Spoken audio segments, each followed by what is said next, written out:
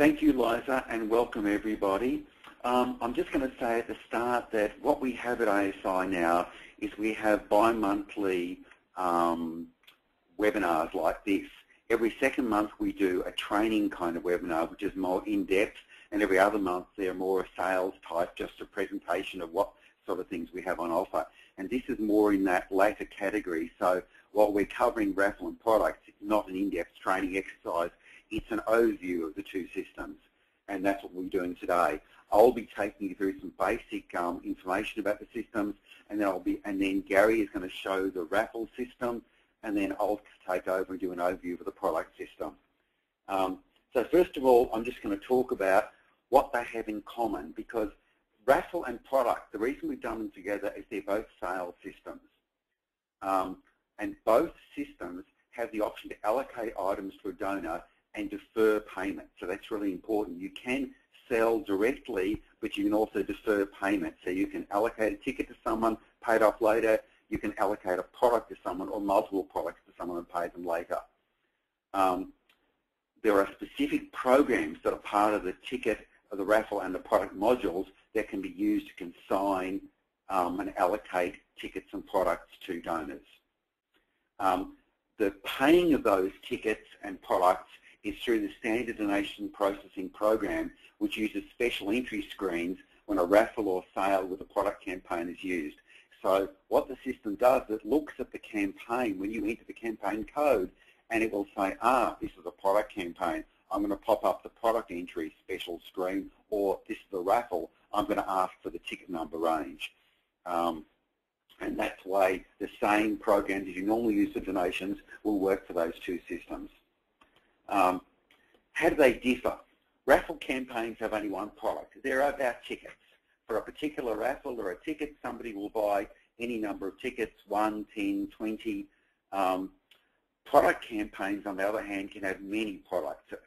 And a ticket would be an example of a product, but a product, you might have cups, medallions, Christmas cards, many, many things, and each one of those things has a product code and can be created in the system, and you can control the stock that's available. The number of tickets available is set by the rules of the raffle, in contrast.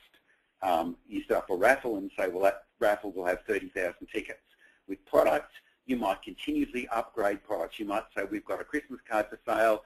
We're going to start off by allocating 1,000. We've bought 1,000 of those ready to sell, and if they sell well, we might put another 1,000 in. It's an ongoing thing. There are no limits. The number of products for sale is entered as records against a product file and serves as part of the stock control.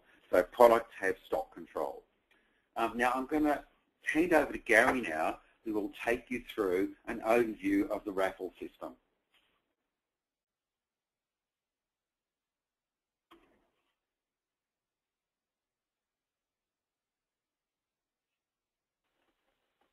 Good afternoon, everybody. Sorry, I just muted myself then. Silly. What we're going to look at essentially is basically when you set up a raffle, what you can actually do with the tickets, because there are, as Andrew was saying, you can pre-allocate tickets to people.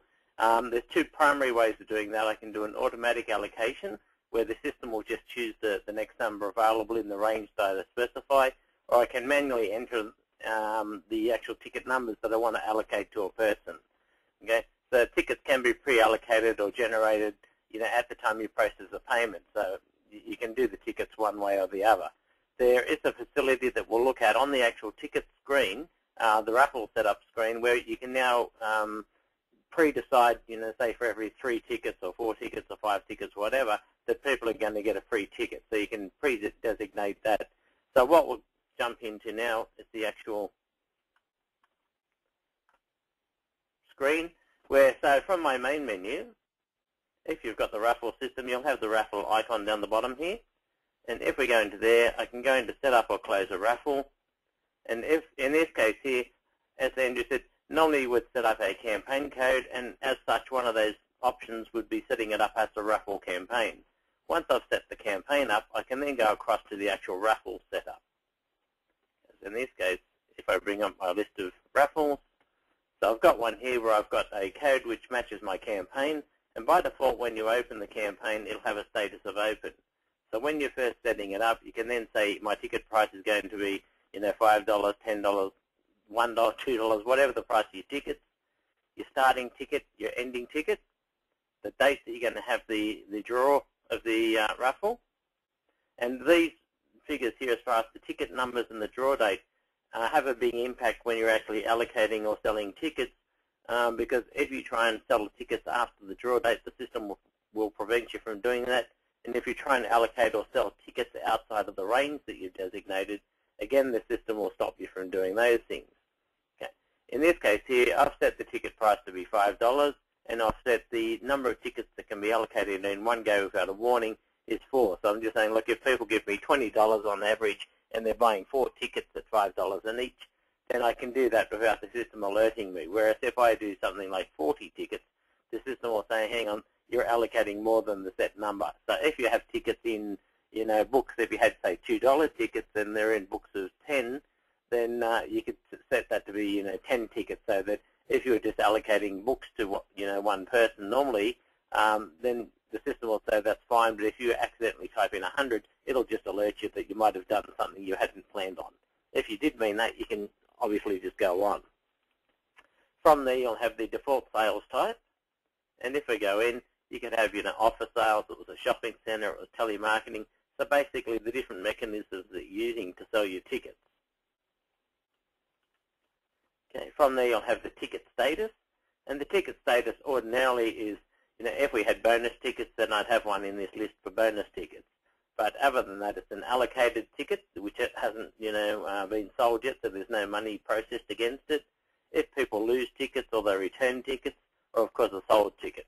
The only way a ticket can get changed to sold from allocated is if I actually process the money during the donation processing cycle. Yeah, so in this case, when you first set it up, it's always an allocated ticket. From there, it's got force entering a ticket in manual allocation is yes, as well as, so it's basically just a cross-check to make sure that if I put the tickets in, the dollars, the tickets, everything sort of matches, and I'm not allocating tickets that have already been pre-allocated. Okay. For the bonus tickets, this is where I could put in a value and say for every X number of tickets, then allocate a bonus ticket. Okay, so in this case, I'm putting a 0 because I'm saying there are no bonus tickets for this particular raffle or art union, depending where you are in Australia. We call slightly different things. Okay. If I go back to the menu now, okay, so you'll see on the raffle menu there are allocate or view tickets, and this is where you've got the option to allocate tickets by number or make the system allocate tickets. So what we'll do is look at both. So first of all, I'll go into the allocate tickets by number. Okay. So what I do initially is find the first donor that I want to allocate a ticket to. And so from there I could go through, apart from my data being a little bit horrid with my postcodes.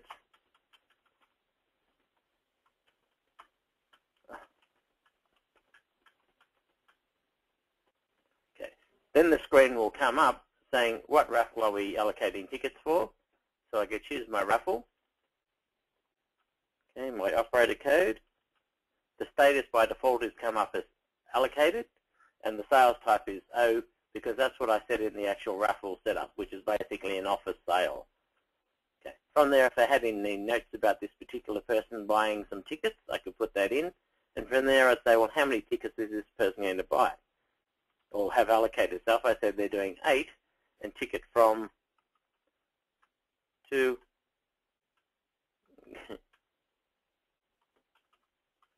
okay, so if I do something wrong, the system will tell me there's something wrong with my range. So if I put those in, it'll then come up, do you really want to allocate 8 tickets to this person? So enter and enter.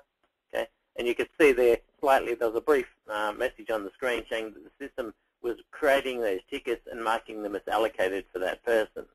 Okay, so when you first set up the actual raffle, the system doesn't by default go through and create 10,000, 20,000, 30,000 blank records that are sort of just sitting there in limbo until you actually do something with the ticket as far as allocating it or selling it, allocating to sell. The system then at that point generates the actual ticket number. So if I had somebody else, again, I could just find my next donor. go through, and the details will be on the screen. And again, in this case, I could say 1, and I could say, well, in this case, I want to give them from 2,000 to 2,000. Okay, so there's just the one ticket. Okay, so that's where I'm deciding what ticket range I want to give certain people, and that normally works fairly well when you're getting closer, or further into the raffle, where you start ending up with books in the middle, or tickets in the middle of all your ranges. So if I escape out of this one and go down to the next item where it's got make the system allocate tickets. Okay. So again, I choose which raffle I'm doing the allocation for. Okay, for these allocations, they'll be generally in groups of. So I've said, well, I'm sending a whole lot of tickets out to people, and I'm just going to give them 4 tickets, which in this case would be a book of $20 value. Then I'm going to say allocate automatic tickets in the range from. So again, if I set my 1,000 to 2,000, okay, the system will automatically say what's the allocation, which will be today's date. Enter the continue. Okay. So again, I would find my donor, normally by name or number or something like that. As I go through, it'll come up with the same screen, but now it's got a number of tickets. Can there not be enough tickets?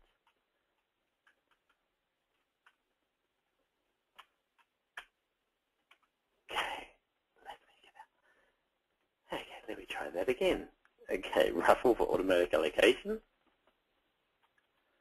Okay, generate in groups of 4, tickets from. So if I've mucked up my actual setup where I haven't put enough tickets in. Okay, so again, if I find my donor, go through. Okay, so you can see now where I had the ticket range was wrong before, the system basically stopped me from doing anything. But now it's saying that I have got ticket range 2000 to 2004 because I've done the 4 tickets. The system has automatically created the tickets. If I enter again, find another donor, okay, we'll just find anyone in general, and go through. Again, if I said they're doing in 4, the system has now automatically picked up that I'm now doing from 2005 to 2008. So that's how you can basically get the system to automatically find the number in the range that you pre-specify, as long as it is a vacant range. There is also a mechanism where if I had a list of donors, I could go through and do a bulk allocation of tickets from a selection file. Okay. So from there I'd put in my list, choose my list of people that I'd predetermined was going to actually get the tickets, and you can see from there the questions are very similar where I've got which raffle campaign is it, the sales code would be offer sales or shop sales, whatever it might be. Okay, the number of tickets to allocate to each person, and the starting ticket number again, and the system will then go through for all of the people in that selection and allocate them the number of tickets that I've set here. So that will go through and do a whole lot of allocations in one go. So it really depends on what you're doing with the tickets at that initial point to say, how many you want to do, and do you want to allocate, like pre-allocate tickets to people where you're sending them out, hoping that people will either buy the tickets themselves or on-sell to somebody else, so that we can sort of go through from there. And at the time you process, the system will already know that those tickets are allocated to a particular donor. If you then try and sell a ticket to somebody that the ticket isn't allocated to, you'll get a warning on the screen at the time you process to say, these tickets are already allocated to this donor. Do you want to transfer them and then have them paid for the donor that's actually giving you the money? Yeah. Because there are lots of cases where people may pre-allocate, a whole swag of tickets to a particular shopping centre, so they can say, yes, I know all of those tickets are allocated to the shopping centre. As they come back, we can then process them, either against the shopping centre, depending on the sort of draw, or you can put the person in who's bought the tickets and basically change the allocation and then the sale over to that particular person. Okay, so they're really the 3 different ways that you can allocate the tickets.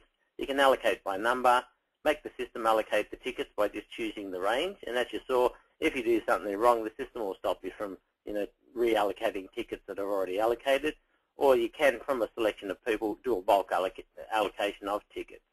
From there, if you wanted to view the actual tickets or to try and find a ticket, you said, look, I don't know who owns this ticket, but all I've got is the ticket number. From there, I can either go through and find my donor, okay, or as you can see, I can now go down through my ticket numbers, and as I'm scrolling down, it's then changing to show me which donor has that ticket. So I can get down to the ticket level. Okay. So if we then had pre-allocated a whole lot of tickets to people, one of the things I could do is a raffle selection, which would create a merge file based on all of the people with tickets, so I could send out, the actual tickets to people or whatever I wanted to do. I can basically do that through here. Okay, so basically, as you go through, as we saw, the bonus ticketing is there. Okay, so there's a dedicated page ticket range is available through the standard history screens, which means if I then go from where we are at the moment and look at the donor's record, click on the $ to see their donation history, there'll be now one for tickets as well. Okay, it will show me the status of the tickets, whether it's an allocated ticket, whether it's sold, etc. So that's where we'll go next. Okay, so if I go back to my start menu, into donor entry, okay, into a donor, if I click on the $ down the bottom here, I'm not having much luck with my dummy system today.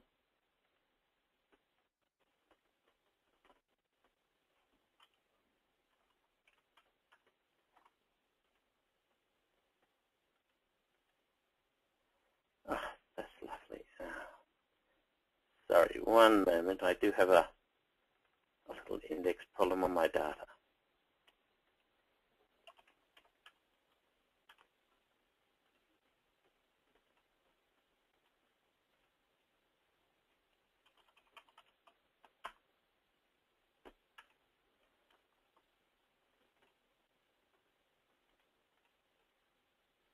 Okay, so if I now go into the donor history, you'll see that one of my tabs where I've got donations, reversals, pledges, etc.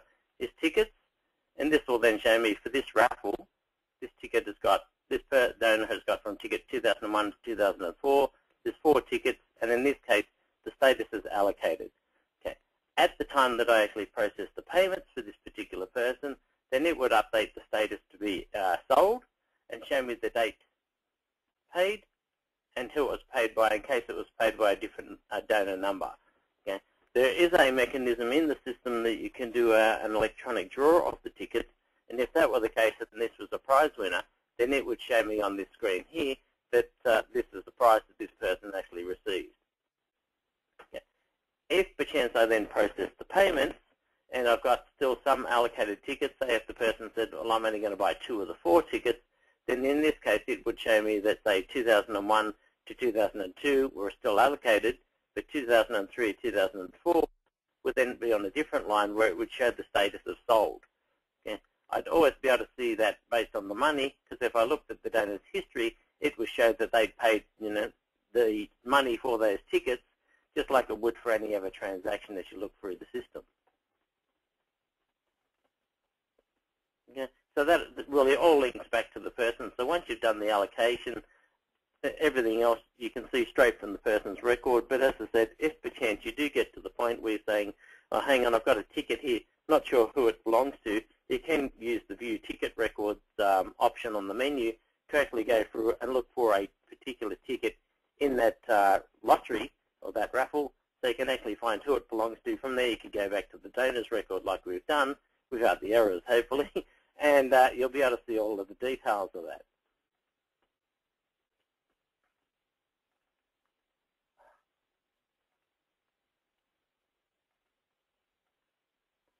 Okay, so on here as well, we've got the electronic draw. As I was saying, the 2 ways people draw, you either have every single stub where you put them into a barrel and do a barrel draw where you have people around and all of the things like that, or there is a mechanism within the system where you can do an electronic draw, and the system will then update the actual prize numbers. Okay. One of the things we do have to do as far as having raffles is we need to be able to audit just about everything. So we can basically quantify that, yes, we've sold, these tickets, able to show absolutely every ticket record, who was allocated the ticket, if it's been lost, sold, or whatever's happened with it. Okay. If we go back to our system,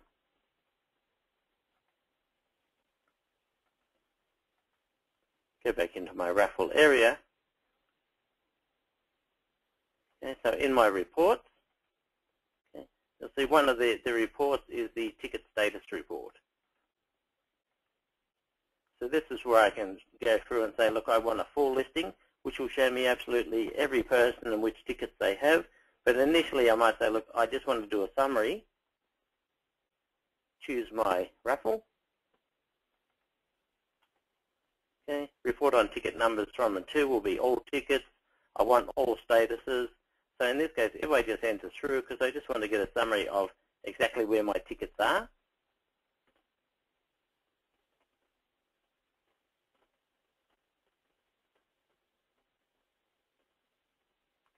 The system will show me that I've got 17 tickets, and in this case, they're all allocated tickets. Because there's no money being processed against the tickets anymore, right at the moment, sorry, then this will show that there's nothing there. Whereas if I've processed tickets, then this should balance, these figures here should balance the actual income, and I shouldn't have anything where it says, I've got tickets sold that there isn't a ticket for. So as much as the system will do, it will be able to check all of those details for me. If in this case I've said, look, I've only got allocated, but I don't know who the tickets are allocated to, and I wanted to know that, then I could run the report again. And in this case, I can do it, say, a full report. Again, choose my Raffle. If I had a particular ticket range that I wanted to report on, or just allocated or sold tickets, of course, you've always got those options as you run the report. In this case, as I haven't processed any money, so everything's still an allocated ticket. But if I run it and do the print preview,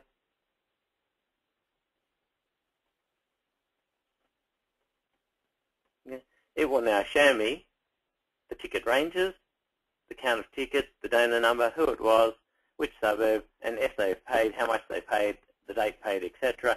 So that'll all come out as part of that report.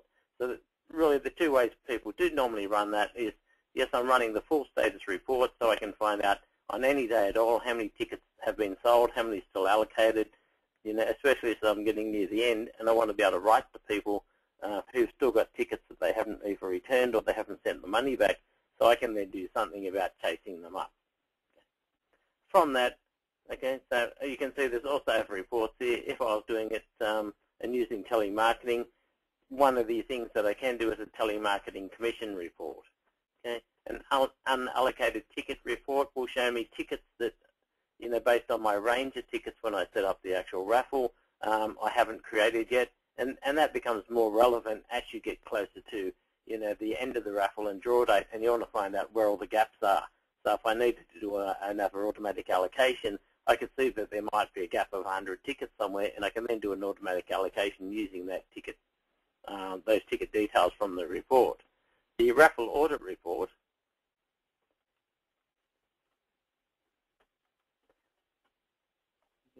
would be, as we go through, if I use one of these previous raffles here,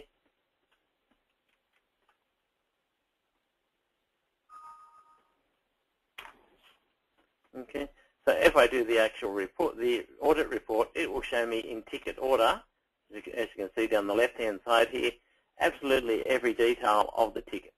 Okay, so if they were, again, if they were sold, if they were, you can see down the bottom here, I've got allocated, I've got returned, I'd have sold tickets, I'd have absolutely the full report that I could use to, give to anyone who wanted to audit the actual raffle for me. Okay. There is also the ability, as you can see on the menu down here, I've got, in this case it's for one organization, but I can generate call sheets for the telemarketers to actually ring based on past history on donors or raffle buyers.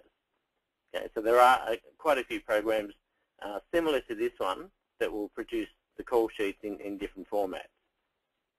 Okay. From there, I can use a select. I'd go and have a selection of people who'd bought previous tickets. Okay, and for each person, print the ticket history for tickets allocated between between, and I can choose certain dates. So there are different, as I said, different versions of this particular report that will create the data in any way at all. And from there, you can either set it up as a Word document, which lots of organizations have done, where you basically just merge the details in of names, addresses, phone numbers, etc. And from there, you can have the history of, probably the last 3 raffles that people might have been involved in, how many tickets they purchased, or, they might have lost, or, still had allocated and not sold or anything like that. But the telemarketer will then have all of that history that they can sort of quickly peruse as they ring up people and get an idea. Okay. With the electronic draw of the ticket, okay, if I go into the Raffle Setup Close menu again, you'll see here there's a Raffle Prize Winners Draw. So when I do the Prize Winners Draw here, it will only impact on a ticket that has been marked as sold, so we've actually received the money for it, or if it's a bonus ticket. So anything that's allocated, lost, returned, etc., cannot be part of the draw. So basically the rules are built into there. So if I go into here, okay, I would then select my raffle.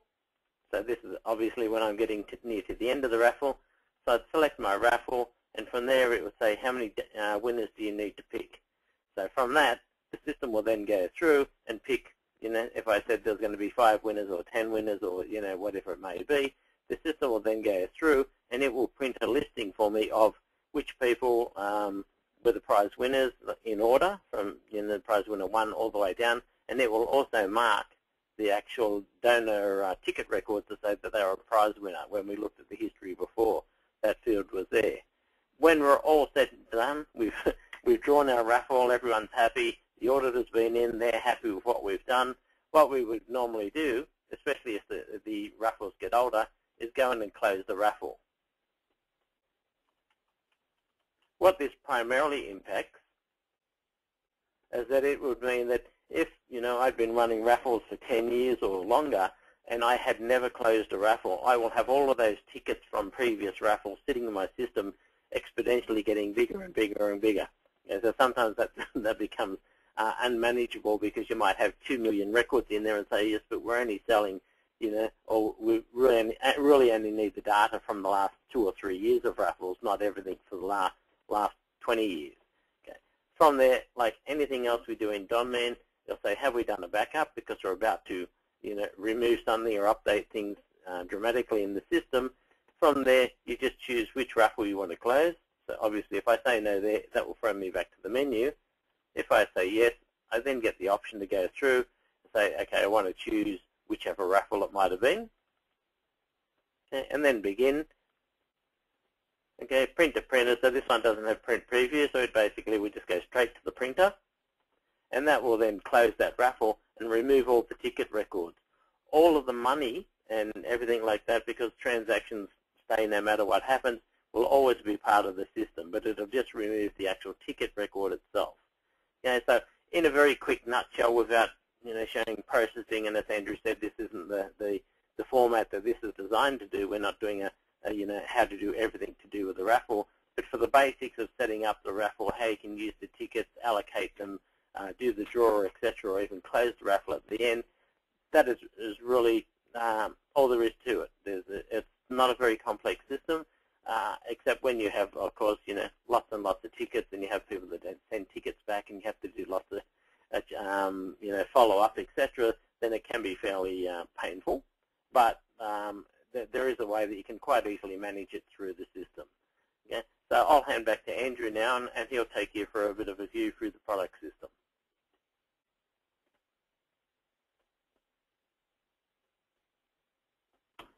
Thanks, Gary. I'll just go to the next screen and we'll talk about products.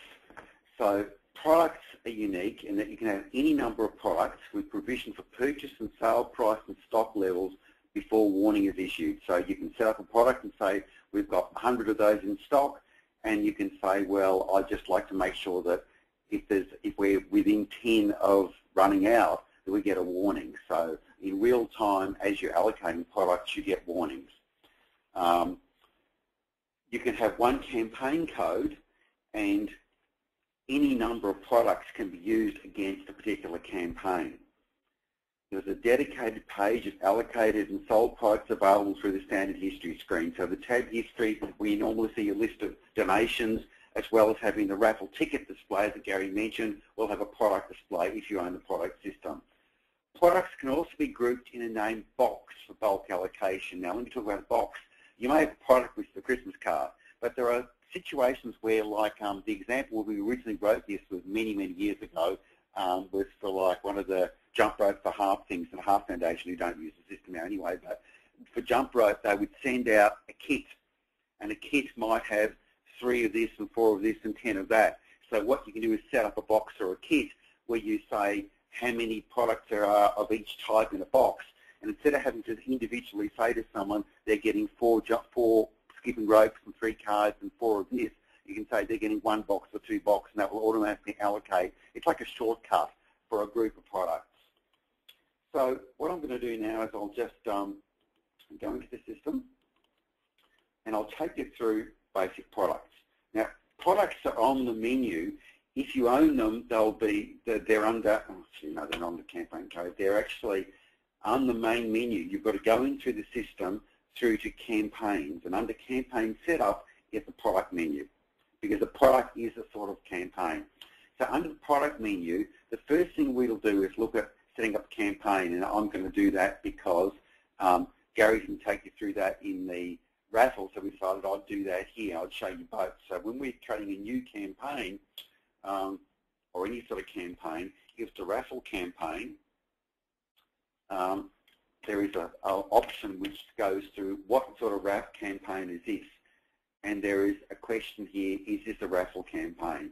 Now for a product campaign, and I've got one called Cat 02, Cat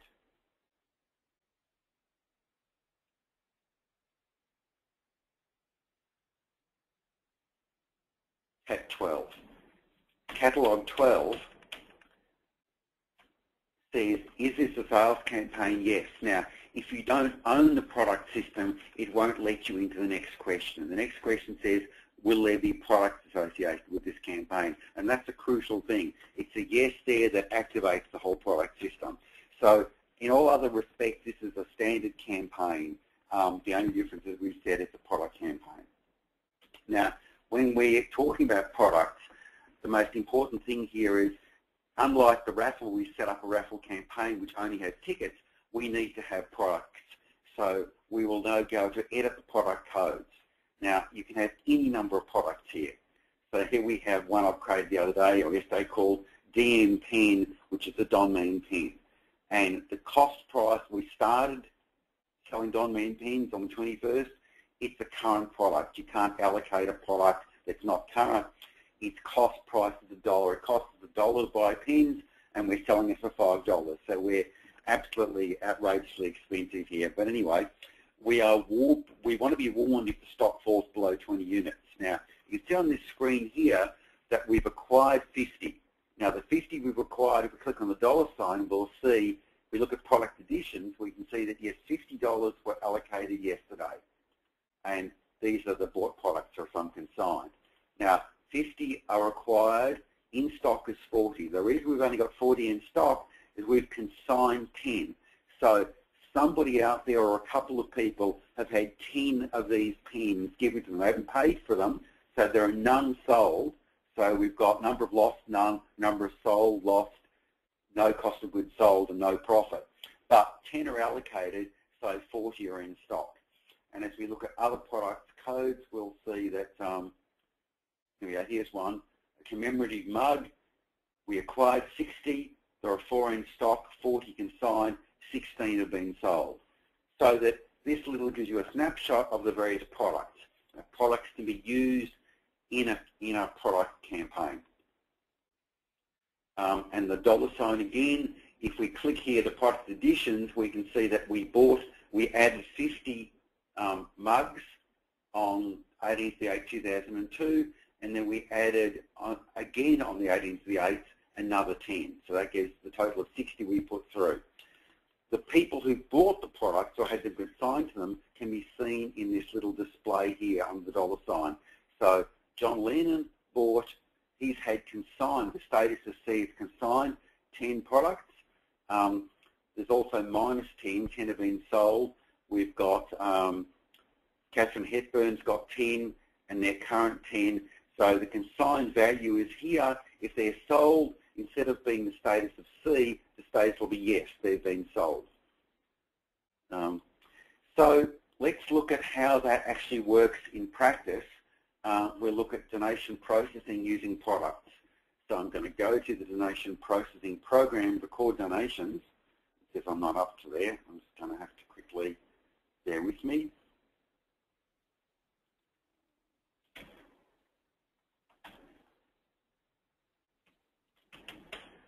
Get rid of whatever I've got in the new donation file.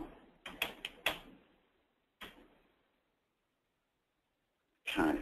So donation processing, record donations. And I'm going to say there's only one donation we're putting through for $50. And again, as Gary said, we just find the donor, doesn't matter who it is. And when we get to this screen, it's exactly the same as a normal donation processing screen. Nothing is different. I'll say it's cash and we're receiving. Now, when we get to campaign, this is the interesting thing, and this is if we were doing a raffle and I picked a raffle campaign, I'll show you what happens. When I press enter, you'll see that a new window opens, two windows, ticket from and ticket to. And it's saying, I'm going to do that because it's a raffle campaign. And I'm not going to do that. I'm going to say it's CAT 12, which is our product campaign.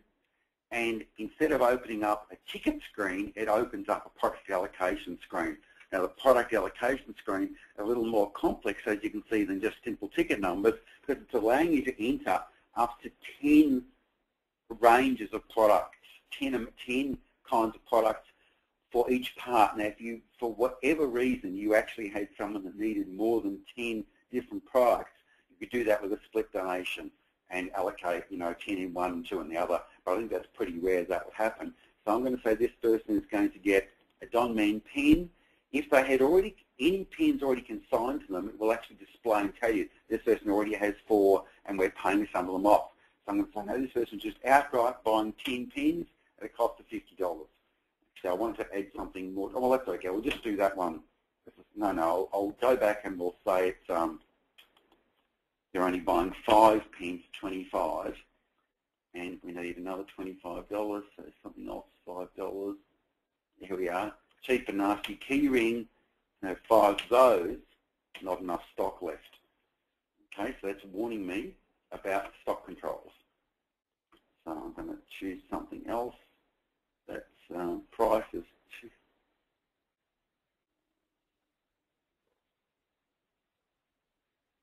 coin.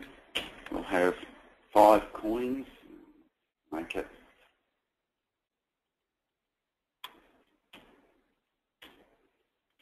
10 coins. We did another $5, so we'll just put one more pen in just to finish it off. So now it balances. If it didn't balance, it wouldn't let me continue. So I've now allocated those products to the person, and again, this is the same as our normal sending thank you letters, bank account, and that's it. So it's a standard donation processing. Now, what you'll see that's a little different is when we go to donor entry, if we find that person or any person who's got products, we'll have a product tab. Bought products, and the amounts I've entered, mugs, keyrings, whatever I do will show up as being sold or consigned. Now, it's not sold yet, so I wouldn't say yes, it'll be consigned. When I actually run the end-of-day update, the end-of-day update will change the status of those goods to being sold goods.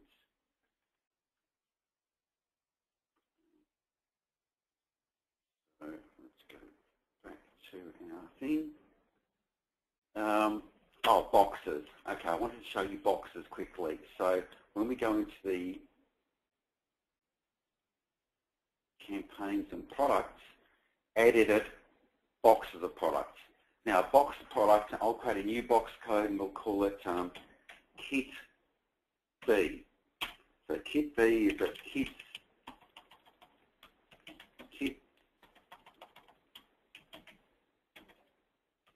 kit to be sent to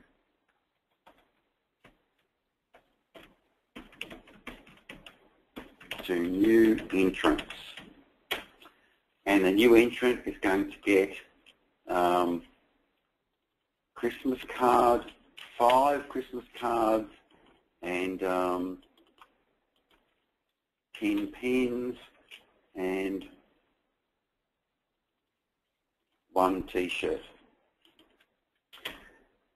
And I'll save that away. So now we have an ability to allocate products via boxes, and that's through product allocation. Now, product allocation, which I haven't shown you yet, I've shown you paying off and allocating products directly through donation processing.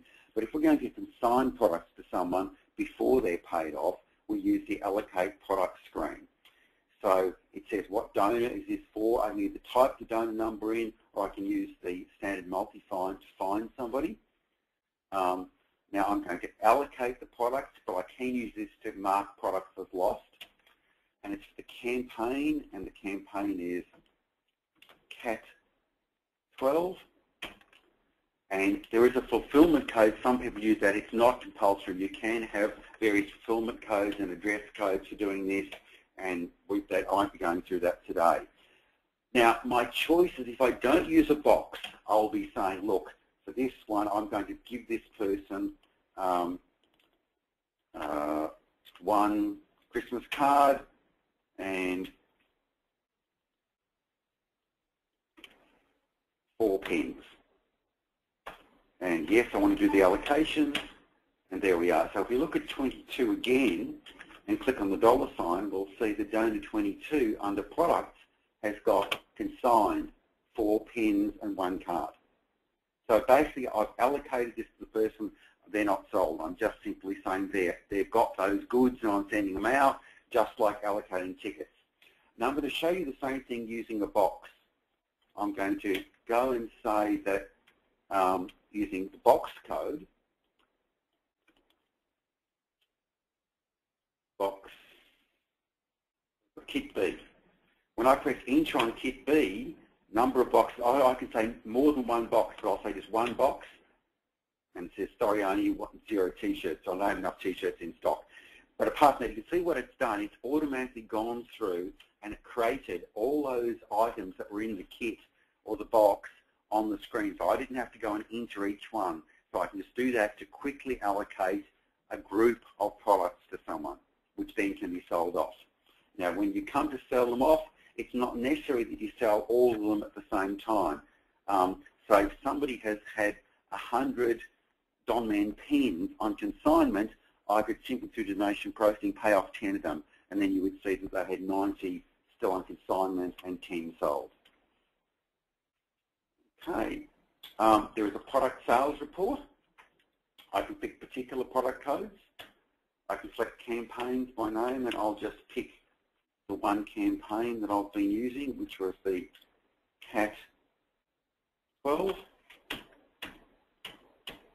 And I can do sold dates, consigned dates, grand total only, subtotal only, no, print preview. And we get a pretty detailed breakdown, except that there's nothing just on sold.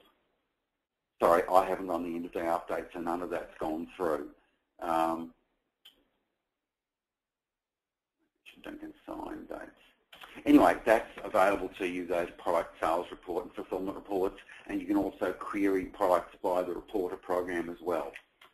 So I think that's just an overview of the product system, and I'm really happy to take questions, as I'm sure Gary is, or either of us are both, on the product or Raffle. So I'll hand it back for questions now. Thanks, Andrew. We do have a couple of questions. The first is from Sarah Dibden. Her question is, are there physical tickets in the Raffle system? What do donor purchasers get in their hand? Okay. Look, it's up to you. If you have printed tickets and there are physical tickets, if you don't have physical tickets, then you could get Donman to print something and send it out as part of a mail merge. It's not part of the system. What Donman stores is just numbers. It says, I'm recording that donor 6 has got number 4. Whether that number 4 refers to a physical ticket or just a letter that they've got in the mail. I've actually seen people that have run raffles where there are no physical tickets at all. The person simply gets a letter which says you have tickets number 7 and 20 or 7 to 10. And then the electronic draw occurs and that's okay. There are people that are horrified by that and think that's not the way to do it, that the person has to get a ticket. On the other hand, I've seen people just do that and run it quite successfully. So that's really up to you. It's not about Donman. Thanks, Andrew. The next question is 2 questions from Fiona Jones. Her first question is there a printout that can go to the stock fulfillment room after the order has been processed? And secondly, she says, we usually put our orders through our shop, which gives us 2 receipts. One goes with the order, the other is kept by us. Look, fulfillment, we do have a fulfillment process, but it was written for one particular organisation. There may be another one using it. Usually fulfillment processes are very specific to the fulfillment house, so we'd probably have to customise something for you. But there is one at the moment that's there, and if you can make use of the way it's done, it actually has all the items, the product codes, it groups them together, it does all that sort of stuff. So it's up to you. You could have a look at that and see if that suits you. If not, get something written specifically for your fulfillment house if they've got specific requirements. Wonderful. Thank you, Andrew. That's the last of our questions. Once again, thank you, Andrew, and to Gary for a very informative webcast. To everyone listening, no doubt you're aware that we do run these webcasts every month, and Andrew did explain we rotate the type of webcast that we're holding. The next one we've got scheduled is for Wednesday the 19th of September at 2 o'clock Eastern Standard Time. The topic is, it's a how-to webcast using Microsoft Excel's pivot tables and Donman data. So look for some information in your inboxes about that one shortly. Also, just a reminder that the recordings of the webcasts are on our website, and we include the details and the links in our monthly newsletter that we send to you. So once again, thank you for joining us today. If you have further questions, please contact us either via email. I just forgot to mention at the end the price of the modules, which I've got on the screen now. The Raffle module is $2,500, which does include a day of training, not including travel. Usually when we're selling a new system, we just give someone 3 days rather than 2 if they're buying Raffle, but we'd have to work out how to do that if someone just wanted to buy Raffle as well. It's a big system. I think Gary only just skimmed the surface. There's so much in it, which is why I included a day's training. The product module is $850, so if anybody's interested in those, you can contact me or Val. Sorry, Lisa, Fantastic. Thank you. No, that's okay. Well, I was just finishing up, just letting people know that they can contact you if they had any other questions. Yeah, and that pretty much concludes our webcast for today, so thank you everybody for joining us.